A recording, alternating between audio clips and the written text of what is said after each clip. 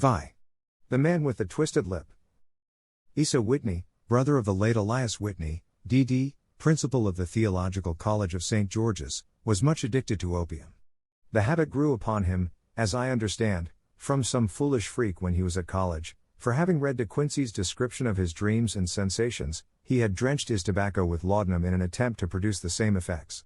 He found, as so many more have done, that the practice is easier to attain than to get rid of, and for many years he continued to be a slave to the drug, an object of mingled horror and pity to his friends and relatives. I can see him now, with yellow, pasty face, drooping lids, and pinpoint pupils, all huddled in a chair, the wreck and ruin of a noble man. One night, it was in June, '89, there came a ring to my bell, about the hour when a man gives his first yawn and glances at the clock. I sat up in my chair, and my wife laid her needlework down in her lap and made a little face of disappointment. "A patient," said she. "You'll have to go out." I groaned, for I was newly come back from a weary day. We heard the door open, a few hurried words, and then quick steps upon the linoleum. Our own door flew open, and a lady, clad in some dark-colored stuff, with a black veil, entered the room. "You will excuse my calling so late," she began, and then, suddenly losing her self-control, she ran forward, threw her arms about my wife's neck, and sobbed upon her shoulder. "Oh, I'm in such trouble," she cried. "I do so want a little help." "Why," said my wife, pulling up her veil, "it is Kate Whitney." "How you startled me, Kate. I had not an idea who you were when you came in. I didn't know what to do, so I came straight to you." That was always the way. Folk who were in grief came to my wife like birds to a lighthouse. "It was very sweet of you to come. Now, you must have some wine and water, and sit here comfortably and tell us all about it. Or should you rather that I sent James off to bed?" "Oh, no. I want the doctor's advice and help, too. It's about Isa. He has not been home for 2 days. I am so frightened about him." It was not the first time that she had spoken to us of her husband's trouble, to me as a doctor, to my wife as an old friend and school companion. We soothed and comforted her by such words as we could find. Did she know where her husband was? Was it possible that we could bring him back to her? It seems that it was. She had the surest information that of late he had, when the fit was on him, made use of an opium den in the farthest east of the city. Hitherto his orgies had always been confined to one day, and he had come back, twitching and shattered, in the evening. But now the spell had been upon him 48 hours, and he lay there, doubtless among the dregs of the docks, breathing in the poison or sleeping off the effects. There he was to be found, she was sure of it, at the Bar of Gold in Upper Swandam Lane. But what was she to do? How could she, a young and timid woman, make her way into such a place and pluck her husband out from among the ruffians who surrounded him? There was the case, and of course there was but one way out of it. Might I not escort her to this place? And then, as a second thought, why should she come at all? I was Isa Whitney's medical advisor, and as such I had influence over him. I could manage it better if I were alone.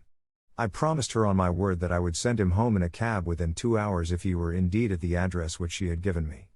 And so in 10 minutes I had left my armchair and cheery sitting room behind me, and was speeding eastward in a hansom on a strange errand, as it seemed to me at the time, though the future only could show how strange it was to be. But there was no great difficulty in the first stage of my adventure. Upper Swandam Lane is a vile alley lurking behind the high wharves which line the north side of the river to the east of London Bridge. Between a slop shop and a gin shop, approached by a steep flight of steps leading down to a black gap like the mouth of a cave, I found the den of which I was in search. Ordering my cab to wait, I passed down the steps, worn hollow in the center by the ceaseless tread of drunken feet, and by the light of a flickering oil lamp above the door I found the latch and made my way into a long, low room, thick and heavy with the brown opium smoke, and terraced with wooden berths, like the forecastle of an emigrant ship.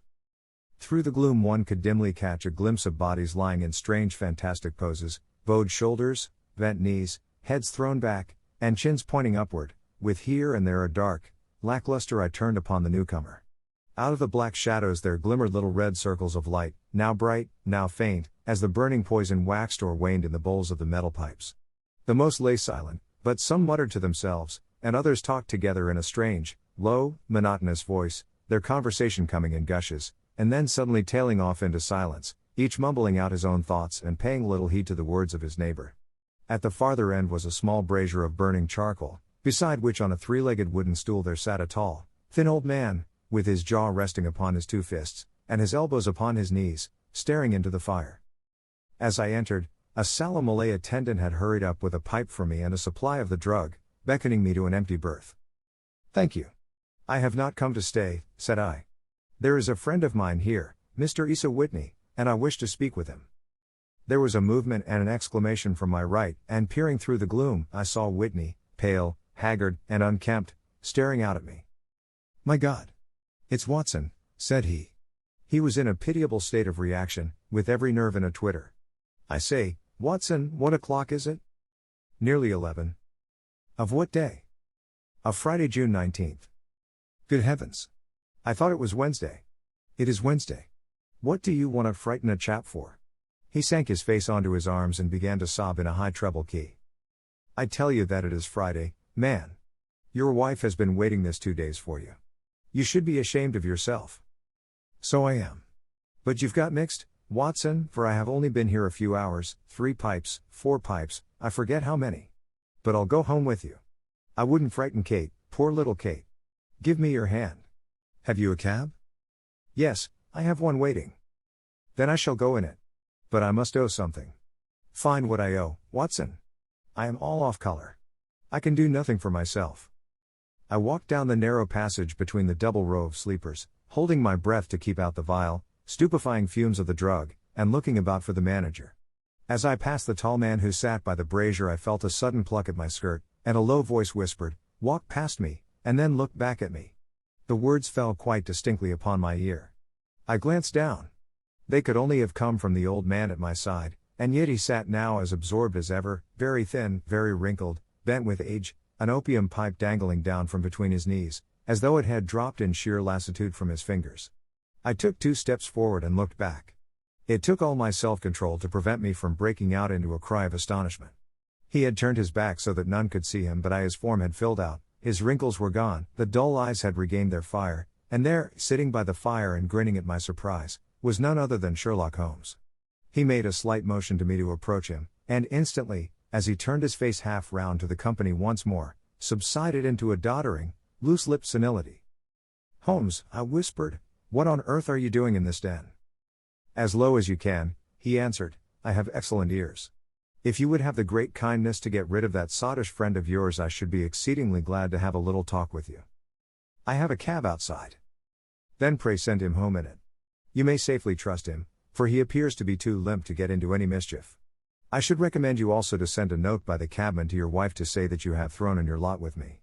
If you will wait outside, I shall be with you in 5 minutes." It was difficult to refuse any of Sherlock Holmes' requests, for they were always so exceedingly definite, and put forward with such a quiet air of mastery.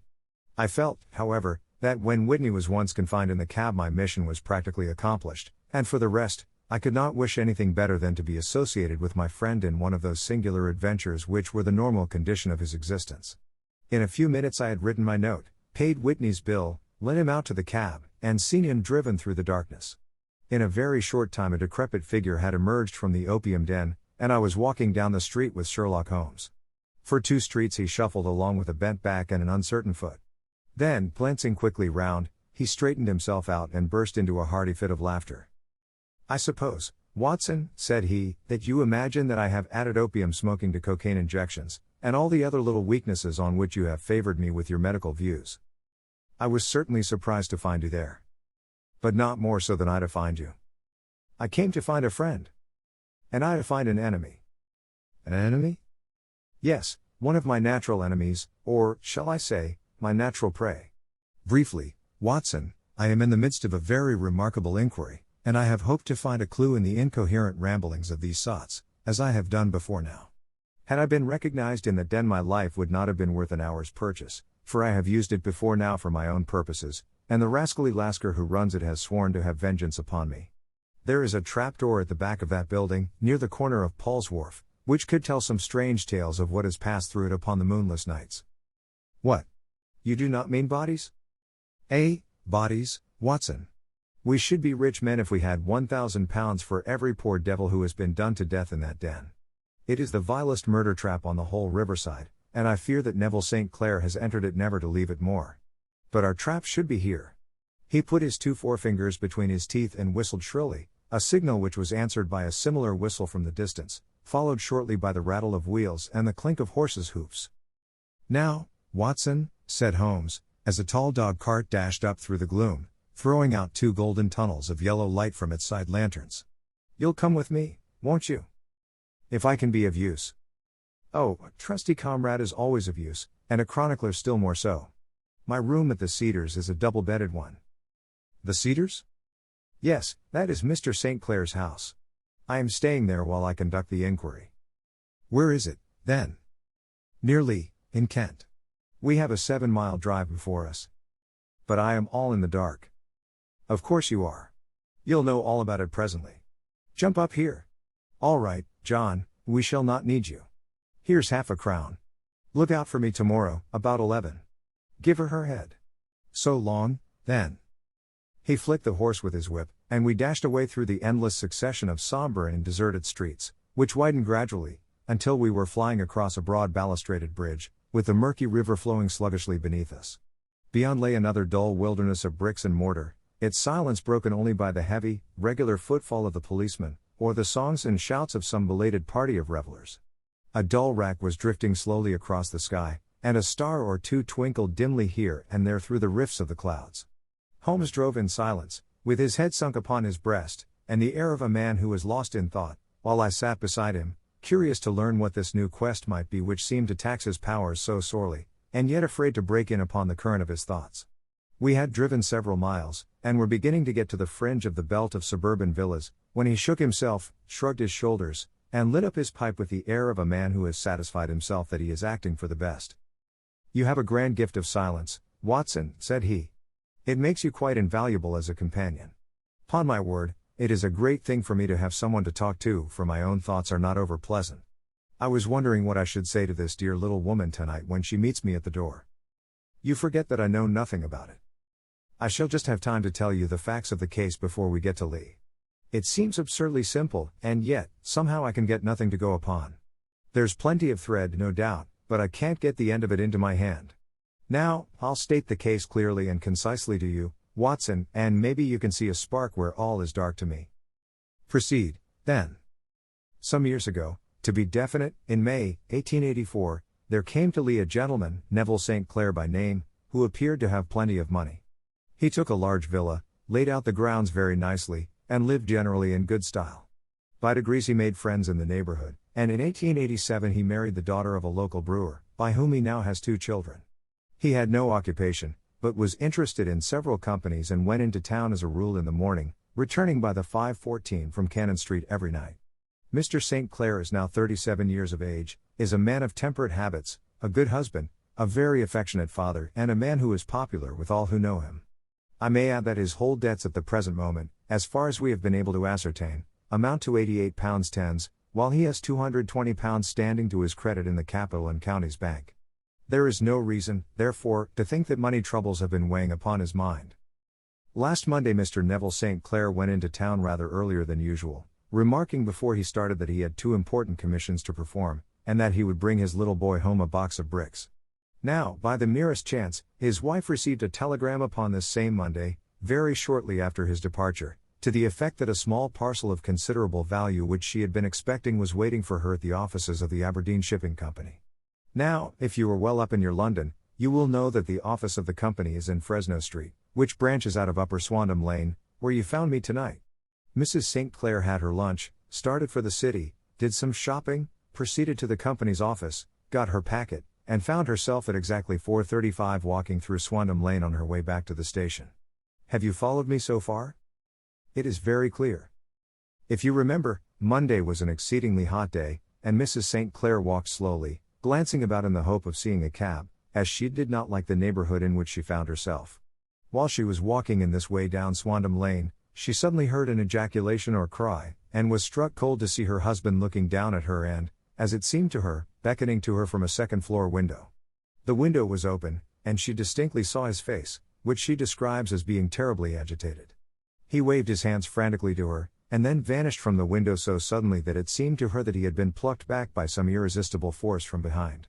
One singular point which struck her quick feminine eye was that although he wore some dark coat, such as he had started to town in, he had on neither collar nor necktie. Convinced that something was amiss with him, she rushed down the steps, for the house was none other than the opium den in which you found me tonight, and running through the front room she attempted to ascend the stairs which led to the first floor. At the foot of the stairs, however, she met this Lascar scoundrel of whom I have spoken, who thrust her back and, aided by a Dane, who acts as assistant there, pushed her out into the street. Filled with the most maddening doubts and fears, she rushed down the lane and, by rare good fortune, met in Fresno Street a number of constables with an inspector, all on their way to their beat. The inspector and 2 men accompanied her back, and in spite of the continued resistance of the proprietor, they made their way to the room in which Mr. St. Clair had last been seen. There was no sign of him there. In fact, in the whole of that floor there was no one to be found save a crippled wretch of hideous aspect, who, it seems, made his home there. Both he and the Lascar stoutly swore that no one else had been in the front room during the afternoon. So determined was their denial that the inspector was staggered, and had almost come to believe that Mrs. St. Clair had been deluded when, with a cry, she sprang at a small deal box which lay upon the table and tore the lid from it. Out there fell a cascade of children's bricks. It was the toy which he had promised to bring home. This discovery, and the evident confusion which the cripple showed, made the inspector realize that the matter was serious. The rooms were carefully examined, and results all pointed to an abominable crime. The front room was plainly furnished as a sitting room and led into a small bedroom, which looked out upon the back of one of the wharves. Between the wharf and the bedroom window is a narrow strip, which is dry at low tide but is covered at high tide with at least 4.5 feet of water. The bedroom window was a broad one and open from below. On examination, traces of blood were to be seen upon the windowsill, and several scattered drops were visible upon the wooden floor of the bedroom. Thrust away behind a curtain in the front room were all the clothes of Mr. Neville St. Clair, with the exception of his coat. His boots, his socks, his hat, and his watch, all were there. There were no signs of violence upon any of these garments, and there were no other traces of Mr. Neville St. Clair. Out of the window he must apparently have gone, for no other exit could be discovered, and the ominous bloodstains upon the sill gave little promise that he could save himself by swimming, for the tide was at its very highest at the moment of the tragedy. And now as to the villains who seemed to be immediately implicated in the matter. The Lascar was known to be a man of the vilest antecedents, but as, by Mrs. St. Clair's story, he was known to have been at the foot of the stair within a very few seconds of her husband's appearance at the window, he could hardly have been more than an accessory to the crime. His defense was one of absolute ignorance, and he protested that he had no knowledge as to the doings of Hugh Boone, his lodger, and that he could not account in any way for the presence of the missing gentleman's clothes. So much for the Lascar manager. Now for the sinister cripple who lives upon the second floor of the opium den, and who was certainly the last human being whose eyes rested upon Neville St. Clair. His name is Hugh Boone, and his hideous face is one which is familiar to every man who goes much to the city. He is a professional beggar, though in order to avoid the police regulations he pretends to a small trade in wax vestas. Some little distance down Threadneedle Street, upon the left-hand side, there is, as you may have remarked, a small angle in the wall.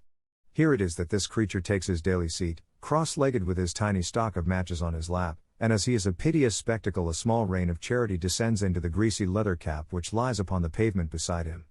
I have watched the fellow more than once before ever I thought of making his professional acquaintance, and I have been surprised at the harvest which he has reaped in a short time. His appearance, you see, is so remarkable that no one can pass him without observing him. A shock of orange hair, a pale face disfigured by a horrible scar, which, by its contraction, has turned up the outer edge of his upper lip, a bulldog chin, and a pair of very penetrating dark eyes, which present a singular contrast to the color of his hair, all mark him out from amid the common crowd of mendicants, and so, too, does his wit, for he is ever ready with a reply to any piece of chaff which may be thrown at him by the passers-by. This is the man whom we now learn to have been the lodger at the opium den, and to have been the last man to see the gentleman of whom we are in quest. But a cripple, said I. What could he have done single-handed against a man in the prime of life? He is a cripple in the sense that he walks with a limp, but in other respects he appears to be a powerful and well-nurtured man. Surely your medical experience would tell you, Watson, that weakness in one limb is often compensated for by exceptional strength in the others. Pray continue your narrative. Mrs. St. Clair had fainted at the sight of the blood upon the window, and she was escorted home in a cab by the police, as her presence could be of no help to them in their investigations. Inspector Barton, who had charge of the case, made a very careful examination of the premises, but without finding anything which threw any light upon the matter. One mistake had been made in not arresting Boone instantly, as he was allowed some few minutes during which he might have communicated with his friend the Lascar, but this fault was soon remedied, and he was seized and searched, without anything being found which could incriminate him. There were, it is true, some blood stains upon his right shirt sleeve, but he pointed to his ring finger, which had been cut near the nail, and explained that the bleeding came from there, adding that he had been to the window not long before, and that the stains which had been observed there came doubtless from the same source. He denied strenuously having ever seen Mr. Neville St. Clair and swore that the presence of the clothes in his room was as much a mystery to him as to the police. As to Mrs. St. Clair's assertion that she had actually seen her husband at the window, he declared that she must have been either mad or dreaming. He was removed, loudly protesting, to the police station, while the inspector remained upon the premises in the hope that the ebbing tide might afford some fresh clue. And it did, though they hardly found upon the mudbank what they had feared to find. It was Neville St. Clair's coat, and not Neville St. Clair, which lay uncovered as the tide receded. And what do you think they found in the pockets? I cannot imagine. No, I don't think you would guess. Every pocket stuffed with pennies and halfpennies, 421 pennies and 270 halfpennies. It was no wonder that it had not been swept away by the tide. But a human body is a different matter. There is a fierce eddy between the wharf and the house. It seemed likely enough that the weighted coat had remained when the stripped body had been sucked away into the river. But I understand that all the other clothes were found in the room. Would the body be dressed in a coat alone? No, sir, but the facts might be met speciously enough. Suppose that this man Boone had thrust Neville St. Clair through the window, there is no human eye which could have seen the deed. What would he do then? It would of course instantly strike him that he must get rid of the telltale garments. He would seize the coat, then, and be in the act of throwing it out, when it would occur to him that it would swim and not sink.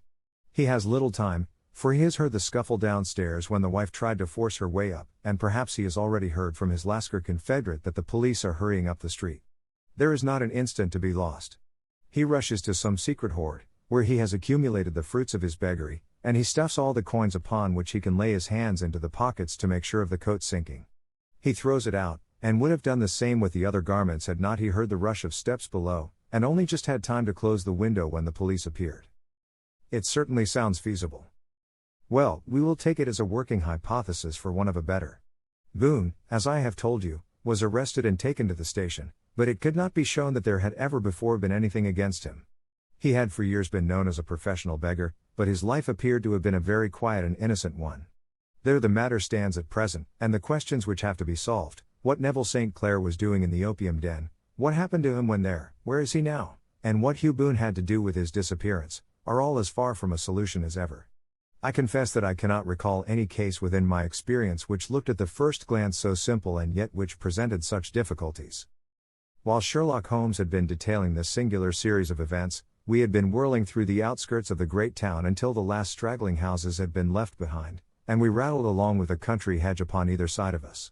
Just as he finished, however, we drove through two scattered villages, where a few lights still glimmered in the windows. "We are on the outskirts of Lee," said my companion. "We have touched on 3 English counties in our short drive, starting in Middlesex, passing over an angle of Surrey, and ending in Kent. See that light among the trees? That is the Cedars, and beside that lamp sits a woman whose anxious ears have already, I have little doubt, caught the clink of our horses' feet." "But why are you not conducting the case from Baker Street?" I asked. "Because there are many inquiries which must be made out here. Mrs. St. Clair has most kindly put 2 rooms at my disposal, and you may rest assured that she will have nothing but a welcome from my friend and colleague. I hate to meet her, Watson, when I have no news of her husband. Here we are. Whoa, there, whoa." We had pulled up in front of a large villa which stood within its own grounds. A stable boy had run out to the horse's head, and springing down, I followed Holmes up the small, winding gravel drive which led to the house. As we approached, the door flew open and a little blonde woman stood in the opening, clad in some sort of light mousseline de soie, with a touch of fluffy pink chiffon at her neck and wrists. She stood with her figure outlined against the flood of light, one hand upon the door, one half raised in her eagerness, her body slightly bent, her head and face protruded, with eager eyes and parted lips, a standing question. "Well?" she cried, "well?" And then, seeing that there were 2 of us, she gave a cry of hope which sank into a groan as she saw that my companion shook his head and shrugged his shoulders. "No good news?" "None." "No bad?" "No." "Thank God for that. But come in. You must be weary, for you have had a long day. This is my friend, Dr. Watson. He has been of most vital use to me in several of my cases, and a lucky chance has made it possible for me to bring him out and associate him with this investigation." "I am delighted to see you," said she, pressing my hand warmly. You will, I am sure, forgive anything that may be wanting in our arrangements, when you consider the blow which has come so suddenly upon us. My dear madam, said I am an old campaigner, and if I were not I can very well see that no apology is needed. If I can be of any assistance, either to you or to my friend here, I shall be indeed happy. Now, Mr. Sherlock Holmes, said the lady as we entered a well-lit dining room, upon the table of which a cold supper had been laid out, I should very much like to ask you one or two plain questions, to which I beg that you will give a plain answer. Certainly, madam. Do not trouble about my feelings. I am not hysterical, nor given to fainting. I simply wish to hear your real opinion. Upon what point? In your heart of hearts, do you think that Neville is alive? Sherlock Holmes seemed to be embarrassed by the question. Frankly, now, she repeated, standing upon the rug and looking keenly down at him as he leaned back in a basket chair. Frankly, then, madam, I do not. You think that he is dead? I do. Murdered? I don't say that. Perhaps. And on what day did he meet his death? On Monday. Then perhaps, Mr. Holmes, you will be good enough to explain how it is that I have received a letter from him today. Sherlock Holmes sprang out of his chair as if he had been galvanized. What? He roared. Yes, today. She stood smiling, holding up a little slip of paper in the air. May I see it? Certainly. He snatched it from her in his eagerness, and smoothing it out upon the table he drew over the lamp and examined it intently. I had left my chair and was gazing at it over his shoulder. The envelope was a very coarse one and was stamped with the Gravesend postmark and with the date of that very day, or rather of the day before, for it was considerably after midnight. Coarse writing, murmured Holmes. Surely this is not your husband's writing, madam. No, but the enclosure is. I perceive also that whoever addressed the envelope had to go and inquire as to the address. How can you tell that? The name, you see, is in perfectly black ink, which has dried itself. The rest is of the grayish color, which shows that blotting paper has been used. If it had been written straight off, and then blotted, none would be of a deep black shade. This man has written the name, and there has then been a pause before he wrote the address, which can only mean that he was not familiar with it. It is, of course, a trifle, but there is nothing so important as trifles. Let us now see the letter.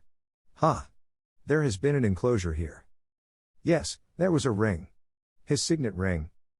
And you are sure that this is your husband's hand? One of his hands. One? His hand when he wrote hurriedly. It is very unlike his usual writing, and yet I know it well. Dearest, do not be frightened. All will come well. There is a huge error which it may take some little time to rectify. Wait in patience. Neville. Written in pencil upon the flyleaf of a book, octavo size, no watermark.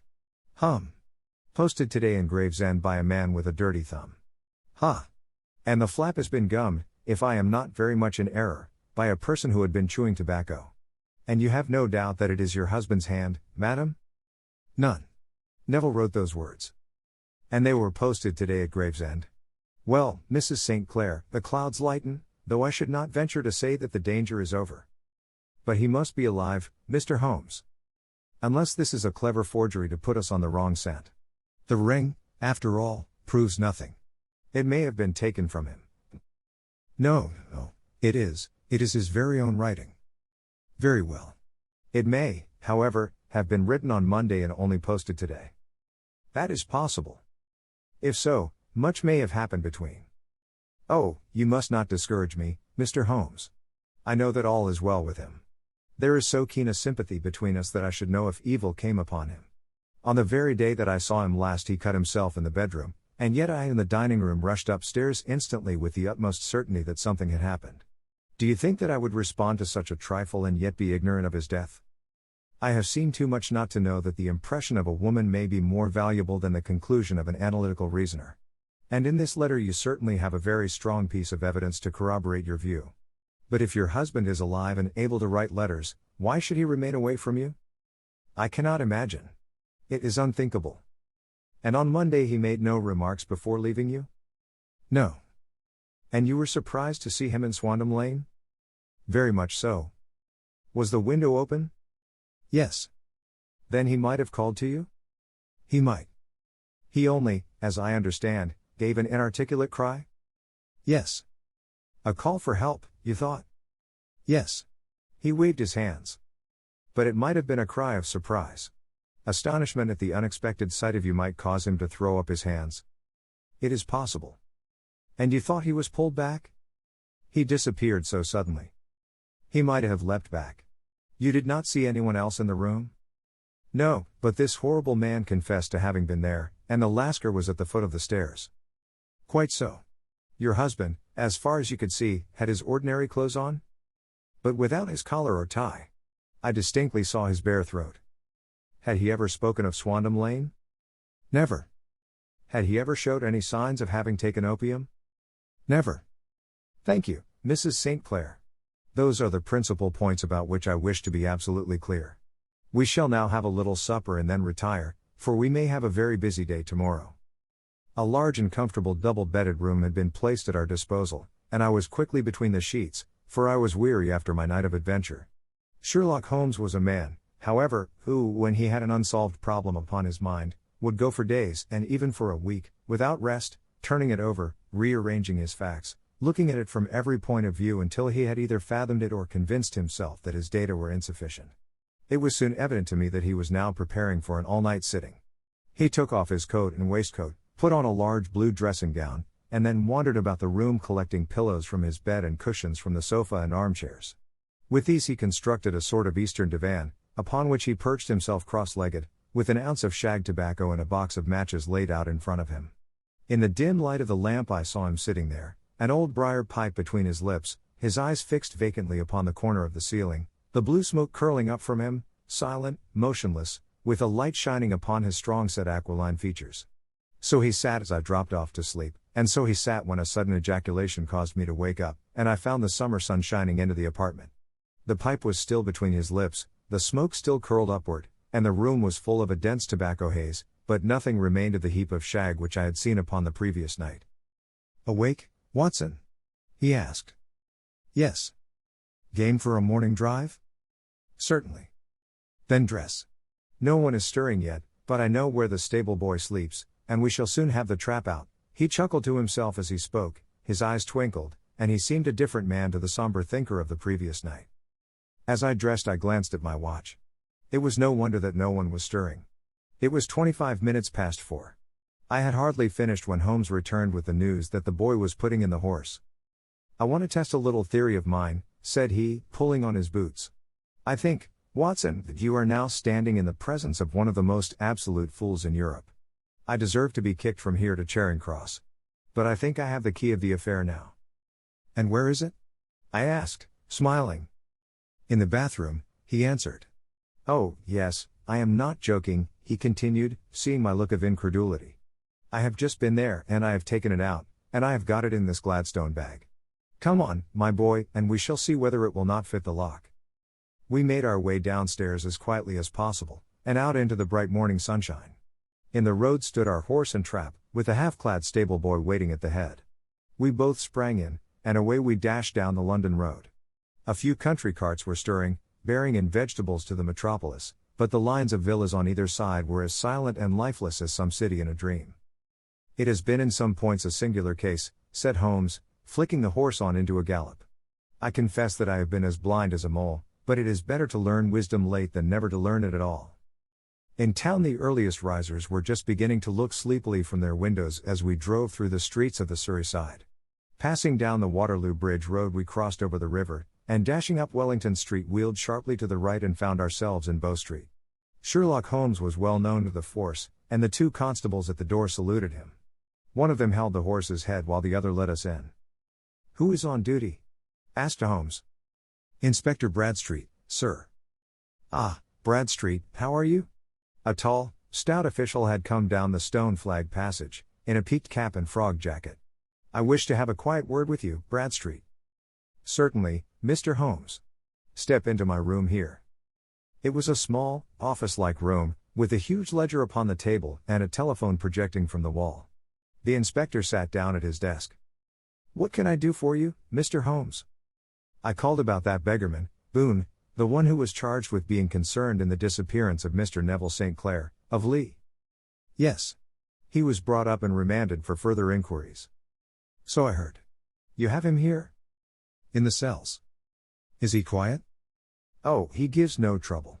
but he is a dirty scoundrel. Dirty? Yes, it is all we can do to make him wash his hands, and his face is as black as a tinker's. Well, when once his case has been settled, he will have a regular prison bath, and I think, if you saw him, you would agree with me that he needed it. I should like to see him very much. Would you? That is easily done. Come this way. You can leave your bag. No, I think that I'll take it. Very good. Come this way, if you please. He led us down a passage, opened a barred door, passed down a winding stair, and brought us to a whitewashed corridor with a line of doors on each side. The third on the right is his, said the inspector. Here it is. He quietly shot back a panel in the upper part of the door and glanced through. He is asleep, said he. You can see him very well. We both put our eyes to the grating. The prisoner lay with his face towards us, in a very deep sleep, breathing slowly and heavily. He was a middle-sized man, coarsely clad as became his calling, with a colored shirt protruding through the rent in his tattered coat. He was, as the inspector had said, extremely dirty, but the grime which covered his face could not conceal its repulsive ugliness. A broad welt from an old scar ran right across it from eye to chin, and by its contraction had turned up one side of the upper lip, so that 3 teeth were exposed in a perpetual snarl. A shock of very bright red hair grew low over his eyes and forehead. He's a beauty, isn't he? Said the inspector. He certainly needs a wash, remarked Holmes. I had an idea that he might, and I took the liberty of bringing the tools with me. He opened the Gladstone bag as he spoke, and took out, to my astonishment, a very large bath sponge. You are a funny one, chuckled the inspector. Now, if you will have the great goodness to open that door very quietly, we will soon make him cut a much more respectable figure. Well, I don't know why not, said the inspector. He doesn't look a credit to the Bow Street cells, does he? He slipped his key into the lock, and we all very quietly entered the cell. The sleeper half turned, and then settled down once more into a deep slumber. Holmes stooped to the water jug, moistened his sponge, and then rubbed it twice vigorously across and down the prisoner's face. Let me introduce you, he shouted, to Mr. Neville St. Clair, of Lee, in the county of Kent. Never in my life have I seen such a sight. The man's face peeled off under the sponge like the bark from a tree. Gone was the coarse brown tint. Gone, too, was the horrid scar which had seamed it across, and the twisted lip which had given the repulsive sneer to the face. A twitch brought away the tangled red hair, and there, sitting up in his bed, was a pale, sad-faced, refined-looking man, black-haired and smooth-skinned, rubbing his eyes and staring about him with sleepy bewilderment. Then suddenly realizing the exposure, he broke into a scream and threw himself down with his face to the pillow. Great heavens, cried the inspector, it is, indeed, the missing man. I know him from the photograph. The prisoner turned with the reckless air of a man who abandons himself to his destiny. Be it so, said he. And pray what am I charged with? With making away with Mr. Neville Street. Oh, come, you can't be charged with that unless they make a case of attempted suicide of it, said the inspector with a grin. Well, I have been 27 years in the force, but this really takes the cake. If I am Mr. Neville St. Clair, then it is obvious that no crime has been committed, and that, therefore, I am illegally detained. No crime, but a very great error has been committed, said Holmes. You would have done better to have trusted your wife. It was not the wife, it was the children, groaned the prisoner. God help me, I would not have them ashamed of their father. My God! What an exposure! What can I do? Sherlock Holmes sat down beside him on the couch and patted him kindly on the shoulder. If you leave it to a court of law to clear the matter up, said he, of course you can hardly avoid publicity. On the other hand, if you convince the police authorities that there is no possible case against you, I do not know that there is any reason that the details should find their way into the papers. Inspector Bradstreet would, I am sure, make notes upon anything which you might tell us and submit it to the proper authorities. The case would then never go into court at all. God bless you, cried the prisoner passionately. I would have endured imprisonment, even execution, rather than have left my miserable secret as a family blot to my children. You are the first who have ever heard my story. My father was a schoolmaster in Chesterfield, where I received an excellent education. I traveled in my youth, took to the stage, and finally became a reporter on an evening paper in London. One day my editor wished to have a series of articles upon begging in the metropolis, and I volunteered to supply them. There was the point from which all my adventures started. It was only by trying begging as an amateur that I could get the facts upon which to base my articles. When an actor I had, of course, learned all the secrets of making up, and had been famous in the green room for my skill. I took advantage now of my attainments. I painted my face, and to make myself as pitiable as possible I made a good scar and fixed one side of my lip in a twist by the aid of a small slip of flesh-colored plaster. Then with a red head of hair, and an appropriate dress, I took my station in the business part of the city, ostensibly as a match seller but really as a beggar. For 7 hours I plied my trade, and when I returned home in the evening I found to my surprise that I had received no less than 26s. 4d. I wrote my articles and thought little more of the matter until, some time later, I backed a bill for a friend and had a writ served upon me for £25. I was at my wits' end where to get the money, but a sudden idea came to me. I begged a fortnight's grace from the creditor, asked for a holiday from my employers, and spent the time in begging in the city under my disguise. In 10 days I had the money and had paid the debt. Well, you can imagine how hard it was to settle down to arduous work at £2 a week when I knew that I could earn as much in a day by smearing my face with a little paint, laying my cap on the ground, and sitting still. It was a long fight between my pride and the money, but the dollars won at last, and I threw up reporting and sat day after day in the corner which I had first chosen, inspiring pity by my ghastly face and filling my pockets with coppers. Only one man knew my secret. He was the keeper of a low den in which I used to lodge in Swandam Lane, where I could every morning emerge as a squalid beggar and in the evenings transform myself into a well-dressed man about town. This fellow, a Lascar, was well paid by me for his rooms, so that I knew that my secret was safe in his possession. Well, very soon I found that I was saving considerable sums of money. I do not mean that any beggar in the streets of London could earn £700 a year, which is less than my average takings, but I had exceptional advantages in my power of making up, and also in a facility of repartee, which improved by practice and made me quite a recognized character in the city. All day a stream of pennies, varied by silver, poured in upon me, and it was a very bad day in which I failed to take £2. As I grew richer I grew more ambitious, took a house in the country, and eventually married, without anyone having a suspicion as to my real occupation. My dear wife knew that I had business in the city. She little knew what.